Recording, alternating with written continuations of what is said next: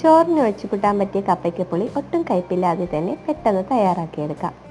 ആദ്യം ഇതിലേക്ക് 1 കപ്പ് തേങ്ങ ചിരകിയെടുത്ത് അരച്ചു വെക്കാം. 1 നെല്ലിക്ക വലുപ്പത്തിലുള്ള പുളിയും വെള്ളത്തിലിട്ട് വെക്കാം. പാനിലേക്ക് ഓയിൽ ഒഴിച്ചു കൊടുത്ത് 1/4 ടീസ്പൂൺ ഉലുവ, 1/4 ടീസ്പൂൺ നല്ല ജീരകം, 1 വലിയ സവാള നീളത്തിൽ കട്ട് ചെയ്തത്, 1 തണ്ട് കറിവേപ്പില, 5 പച്ചമുളക് നീളത്തിൽ കട്ട് ചെയ്തത്, ആവശ്യത്തിന് ഉപ്പ് എന്നിവ ഇട്ട് കൊടുത്ത് നന്നായൊന്ന് ഇളക്കിയെടുക്കാം.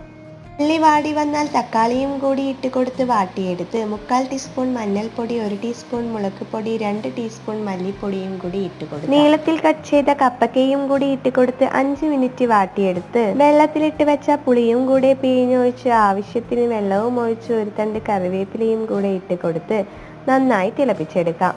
തിളച്ചു വന്ന കറിയിലേക്ക് അരച്ചു വെച്ച തേങ്ങ കൂടി ഒഴിച്ചു കൊടുത്ത് മിക്സ് ചെയ്തെടുത്ത് 1/2 ടീസ്പൂൺ പഞ്ചസാരയും ഇട്ട് ഇളക്കി കൊടുത്ത് 1 പിടി മല്ലിയിലയും കൂടെ ഇട്ട് കൊടുത്ത് ഫ്ലെയിം